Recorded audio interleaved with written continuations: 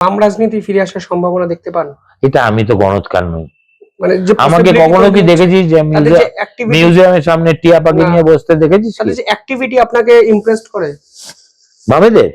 আগে করতো, এখন আর করে না। এখন যেসব কাহিনী শুনছি ইভেন ইয়াং লিডারদের, তাদের লজ্জায় মাথা হেট হয়ে যাচ্ছে। কালকে আপনার একটা ভিডিও নিয়ে বিতর্ক হয়েছে দেখলাম যে Pratik is goes to TMC.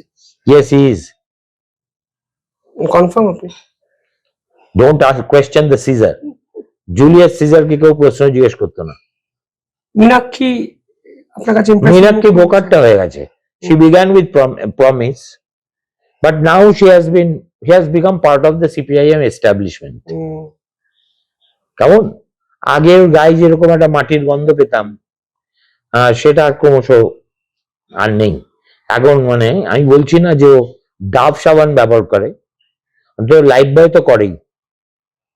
এই যে আন্তর্জাতিক রাজনীতি নিয়ে বেশি চর্চা করা, মাঠে ময়দানে ঝাঁপানো, কোথাও কি এটা ব্যাকফায়ার হচ্ছে বাম রাজনীতিতে বর্তমান সময়? প্রাসঙ্গিক আজকের কনটেক্সটে বামেরা কেন আন্তর্জাতিক ইস্যু নিয়ে করে, ওটা ওদের স্বভাব, ওদের দেখাতেই যাবে। They are always more worried about Venezuela than about Bihar or UP. এটাই ওদের সারা জীবনের রাজনীতি, তাই করে যাচ্ছে। ফসিল তো বামপন্থীরা, একটা গাছ যখন ফসিল হয়ে যায় দেখেছিস, গাছের মতো থাকে কিন্তু গাছে প্রাণ নেই, গুঁড়ি হয়ে যায়। তো বামফ্রন্ট একটা একদা মহিরুও ছিল, তোদের ওই শিবপুরে বোটানিক্যাল গার্ডেন্স এর বট গাছের চাইতেও বড় মহিরুও ছিল। এখন সব কাণ্ড প্রশাখা সব ধুলিসাৎ হয়ে গিয়ে প্রকাণ্ড একটা জড় শিকড় হয়ে রয়েছে, যার হ্যাদপথ কিছুই নেই। মোহাম্মদ সেলিমের কি এখান থেকে কিছু করার সম্ভাবনা আছে? I think the worst thing that can happen to CPM at this crucial time is Selim becoming the secretary. 2026 নির্বাচন 2 মাস বাকি আছে। 2026 নির্বাচনে বর্তমান যে গতি প্রকৃতি দেখছেন বাংলার, এক্সপেকটেশন কি? এবং গণৎকার হতে বলছি না, কিন্তু প্রাথমিক আভাস কি বুঝতে পারছেন?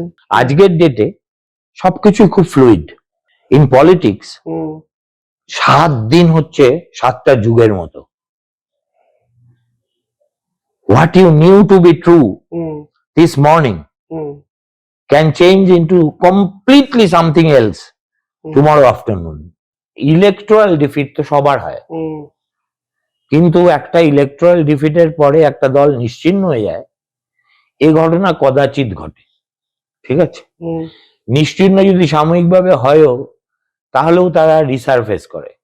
এটাই হচ্ছে প্রকৃতির নিয়ম, এটাই হচ্ছে ইতিহাসের নিয়ম। But this left forces in Bengal defies all history, all presidents, all logic. এটা আমার কাছে একটা রিডল। আর সেকেন্ড রিডল হচ্ছে মমতা বন্দ্যোপাধ্যায় কি করে 15 বছর পশ্চিমবঙ্গের মতো একটা রাজ্য শাসন করলেন। যখন এই গভর্নমেন্টের 1 বছর পূর্তি হয়েছিল 2012 সালে, মে মাস না কবে, সেদিন আমি ঘটনাচক্রে নিউ সেক্রেটারিয়েট বিল্ডিং এ সুব্রত মুখার্জির সঙ্গে দেখা করতে গেছিলাম। সুব্রতদা তো খুব রসিক লোক, আর আমাকে ডেকেও ছিলেন, তাই গেছিলাম। আমি গিয়ে দেখি সুব্রতদা খুব চিন্তিত মুখে বসে আছে। আমি বললাম, কি হো, তোমার আবার চিন্তা কিসে?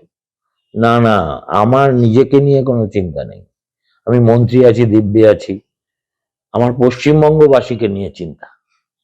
বললাম কেন? বলি, তুমি কল্পনা করতে পারো এইরকম একটা পাগলের সরকার 1 বছর টিকে গেল? কেমন?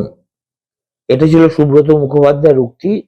আজকে মানুষটা নেই, কিন্তু আমি সুব্রতদার নাম করে মিথ্যে কথা বলবো না।